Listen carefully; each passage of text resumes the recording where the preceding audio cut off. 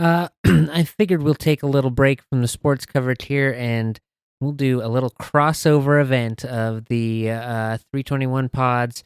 A Let's Take a Journey follow up / This Week in Sports 1 year retrospective. For those who aren't familiar with the Let's Take a Journey, the original podcast on our network here, I got to do that was my premiere on the network here in episode 5, 3. It was 6, actually. Okay. No, it's 5. You're right. It is 5. Episode 5, where we covered your life story, and I was the host, and I got to ask you the interview questions. So I figured we didn't really do this for our 1 year anniversary episode, so we're still close enough that I thought it would still be applicable to come around and do a little reflecting on the year of podcasting we've done. So Zach, let's take a journey over this past year at This Week in Sports. Let's do it. I need to do another episode of this, by the way. The people are clamoring for season 2 of Let's Take a Journey. Yeah, need to finish a couple stories there. There's a story that's to be continued that I need to go back to now that you remind me. Very good. Well then, to start off our retrospective here, I wanted to ask, are there any lessons or eureka moments that you've had in the first year of weekly podcasting? Yeah, I think both of us has learned a lot. One thing I try to do early on is I try to do everything myself, which was a little overwhelming, if I may say so. It's tough to sit down, do all the notes, record the podcast, go edit the podcast, and then do some of the social media stuff. The publication is a lot more work than it seems like. It is, and I was doing fine. Like, it's fine from a Let's Take a Journey side of things, because it used to only happen every 2 weeks. Yeah. So switching that up has been. It's going from that to a weekly thing. Doing this every single week, it's like a little bit of a scramble sometimes, and it's just like I need to do it. It's important to learn your limits. It is very much so. And it's been fun, at least on the weekly sort of side of things. For the first, I guess we'll call season 1 of this, is just a little bit of trial and error, just figuring out what works for us, what doesn't work for us, trying to figure out from a data analytics, because I'm a math guy, like, where's our cut? Where do we need to be? We have some longer episodes that do really, really well. We had some short episodes that did really well, and we've had both not do nearly as well as I would have thought or liked. So figuring out what our format is going to be and how to work around that to be a little bit different than some of the other sports podcasts that are out there, because we are one of the few that is weekly, where some of these people are doing emergency pods because they have the availability and access. It's like, how do we separate ourselves from that? We're not quite on that professional level of having a setup where we can just hop on for the breaking news podcast. Yeah. Yeah. Although working up to press pass would be pretty fun. Yeah.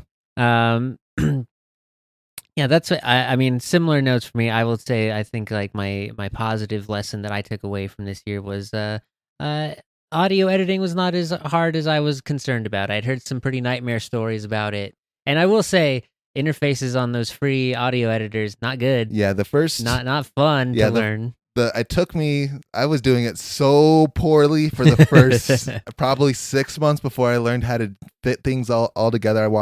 It took me about that long. I was like, for like a 30-minute. Someone told me how to do this better. Yeah, because I was just, the Let's Take a Journey originally was an hour and a half-ish episode roughly. And for that hour, it'd take me 4 or 5 hours to actually edit it. And I was like, I'm clearly doing something There's got to be a better way. Yeah. Yeah, very much so. And for sure, it took me, at least a good 4 or 5 weeks to find any sort of like replicable workflow where I was like, okay, no, I can repeat this and feel pretty confident in getting a good result at the end. Yeah. Outside of the meta of the podcast thing, has doing the podcast affected or changed how you've been viewing sports at all, in any positive or negative ways? Yes, I would say it's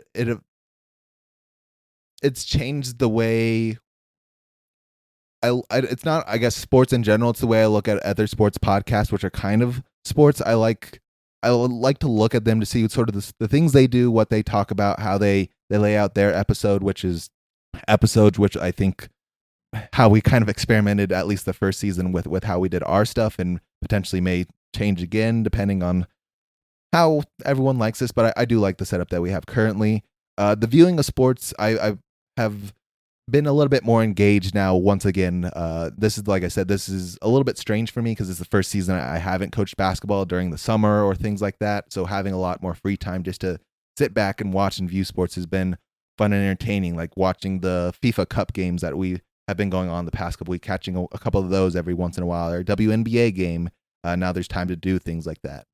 Yeah, I would say in a similar fashion, the podcast has definitely sort of reignited my more analytical viewing mind while I'm watching. I'm definitely like paying a little bit more attention to names and numbers and like stat lines and stuff across. I mean, across hockey in general. I will admit that there was a while there where I didn't really have my head on for most of the games around the league outside of just Avs news, and even then I was just kind of casually watching. But a cup run will engage you in incredible new ways, and then yeah, now doing the weekly kind of mini reports, as it were. Yeah, having to kind of figure out how to digest more content than I was doing before. It's okay. There was a lot of games this week. Let's get through some highlight videos and check out some score box sheets. Highlight videos. My inbox, my email inbox is filled with a bunch of different daily reports, breakdowns that happen. YouTube and Instagram know pretty well that I will stop and watch most sports highlights now. Yeah, I'm on the same track with that. So that is that.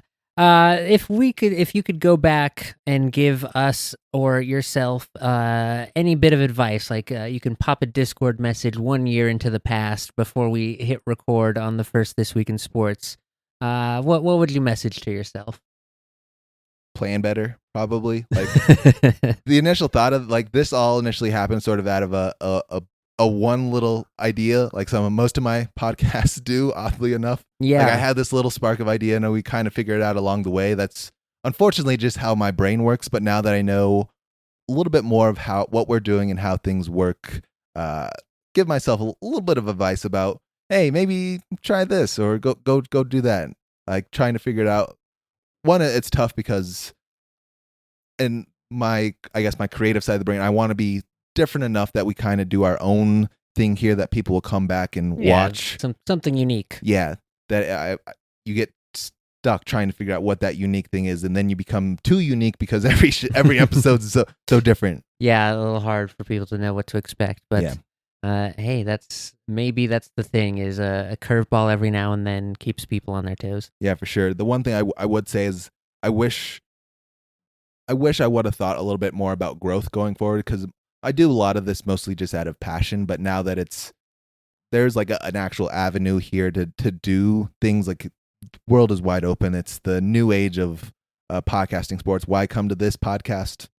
We're not professional athletes. Neither one of us were. Both of us have some high school, but most of us are avid fans. We know and love the sports, and we are, I think, very dedicated to our respective favorite sports. I'd say for the most part, at least from a mindset.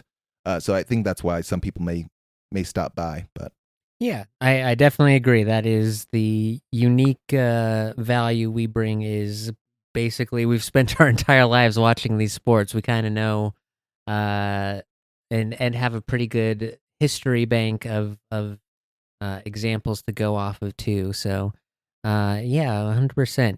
Last question for our little mini retrospective here. Any goals or anything you're looking forward to in year 2 of This Week in Sports? Like I talked about, I want to grow more. And so far, in year 2, we've started to put out trailers. We've done a little bit more. We've done a website now that you've set up and so kindly set up. You help us run the YouTube piece of it, things, and wherever else our little trailer needs to go. So having all that, I think, has helped us a little bit grow. So I want to continue to grow and see a little bit bigger numbers. I know we're not going to blow up unless just by happenstake we just get the one little clip that we need to grab the attention. But small, slow growth would be ideal for me. Eventually, I want to make it probably not make a living out of it, but just make a little chunk of change would be cool. Make it a little bit of a business. Yeah, Yeah. sure. Yeah, I would say. Oh, geez, what was I gonna say? Just lost. Yeah, 100%. Just have to keep like putting content out there, and we're doing it for the love of the game. Um, I had a good one lined up and I lost it. Ain't that just the way?